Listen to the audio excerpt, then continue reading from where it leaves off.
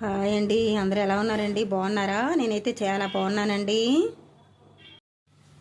ఈరోజు నేను పచ్చెలక్కాయలు బీరకాయ మసాలా ఫ్రై చేసి చూపిస్తానండి. కావలసిన ఐటమ్స్ అండి: పచ్చెలక్కాయలు, బీరకాయలు, ఉల్లిపాయలు, ఎండుమిర్చి, వెల్లుల్లిపాయ, పచ్చిమిర్చి. మసాలా కోసం ధనియాలు, జీలకర్ర, వెండి కొబ్బరి, నువ్వులు, పల్లీలు తీసుకోవాలి. మొత్తం ఈ ఐటమ్స్ మొత్తం వేయించేసుకొని పొడి చేసుకోవాలి. ముందుగా పచ్చెనక్కాయలను ఉడికించేసుకొని పిక్కలను ఒడిసేసుకోండి. బీరకాయల్ని, ఉల్లిపాయని, వెల్లుల్లిపాయని మొత్తం కట్ చేసుకోండి. వెల్లుల్లిపాయలు ఒడుచుకుంటే సరిపోద్ది. ఎండుమిరపకాయలు, పచ్చిమిరపకాయలు కొద్దిగా ఎక్కువ తీసుకోవాలి. కూరలో కారం ఇయ్యే సరిపోవాలి, ప్రత్యేకించి కారం ఇంకా వాడకూడదు. పొయ్యి మీద తపేలా పెట్టుకున్నానండి. హీట్ ఎక్కుతుంది. ధనియాలు వేసుకుందాం, వేయించుకోండి. జీలకర్ర వేసుకుందాం, వెండి కొబ్బరి వేసుకుందాం. ఆల్రెడీ పల్లీలు, వేయించిన పల్లీలు అండి. నువ్వులు అయితే పచ్చివే.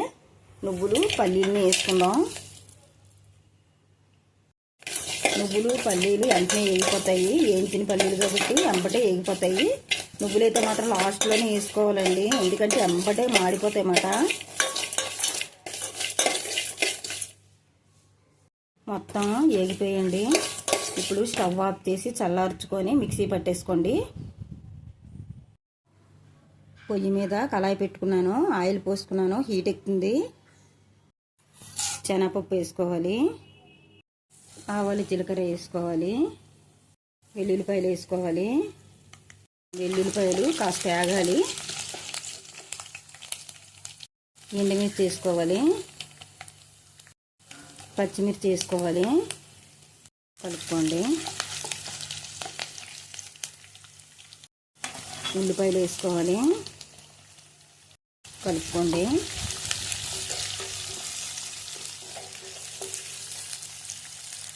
పసుపు వేసుకోవాలి, కలుపుకోండి.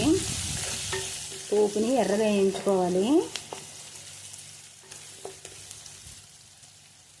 కరివేపాకు వేసుకోవాలి, కలుపుకోండి.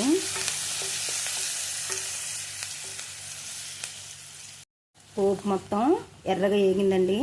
ఇప్పుడు ఒలుచుకున్న శనక్కాయ పిక్కల్ని వేసుకుందాం. బాగా ఎర్రగా వేయించుకోవాలి. పోపులో చాలా చాలా టేస్ట్గా ఉంటాయండి ఇలా వేయించుకోవడం వల్ల. బాగా వేగిపోయినాయండి పల్లీలు కూడా. ఇప్పుడు బీరకాయలను వేసుకుందాం. పోండి, బాగా కలుపుకొని మూత పెట్టుకొని, మంటను మీడియం ఫ్లేమ్లో పెట్టుకొని మూత పెట్టుకొని మధ్య పెట్టుకోండి.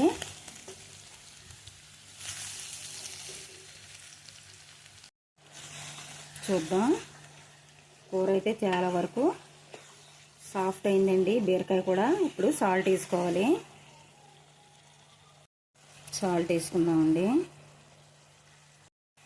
బాగా కలుపుకొని మూత పెట్టుకొని బాగా దగ్గరికి మగ్గబెట్టేసుకోవాలండి.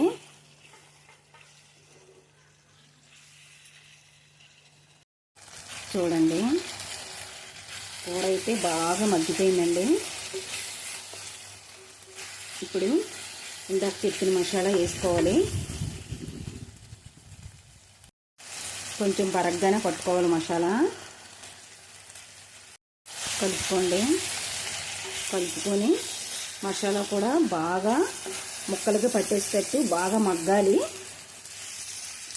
మళ్ళీ మూత పెట్టుకొని కాసేపు మగ్గబెట్టుకోండి. కూర అంతా కంప్లీట్ అయిపోయిందండి, బాగా మగ్గిపోయింది మసాలా కూడా.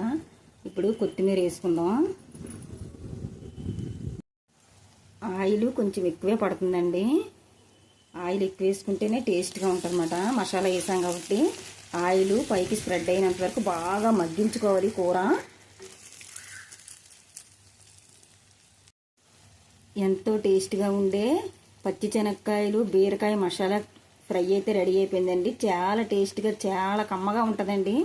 నేను చెప్పినట్టు నేను ఎలా చేశాను మీరు అలా చేయండి. టేస్ట్ అయితే సూపర్గా ఉంటుందండి. నా ఛానల్ అయితే చాలామంది చూస్తున్నారండి. సో నాకు సబ్స్క్రైబ్ అయినా కూడా లైకులు కొట్టట్లేదు, కామెంట్స్ కూడా పెట్టట్లేదండి.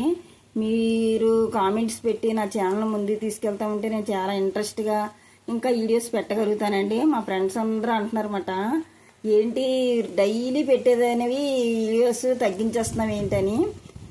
నాకైతే చాలా చాలా డిసప్పాయింట్ అయిపోతుంది అనమాట. చూస్తున్నారు కానీ ఎవరు లైక్లు కామెంట్స్ పెట్టి నాకు సపోర్ట్ ఇవ్వట్లేదు, అందుకే నేను పెట్టలేకపోతున్నానని చెప్తున్నాను వాళ్ళతో. కానీ మా ఫ్రెండ్స్ ఒప్పుకోవట్లేదు. కష్టపడుతున్నావు కాబట్టి ఫలితం భగవంతుడు నీకు ఎలాగైనా ఇస్తాడు, నువ్వు డిసప్పాయింట్ అవ్వకు, పెడుతూనే ఉండు అనేసి వాళ్ళు ఇచ్చిన సజెషన్ బట్టి నేనైతే ముందుకు వెళ్తున్నాను అనమాట.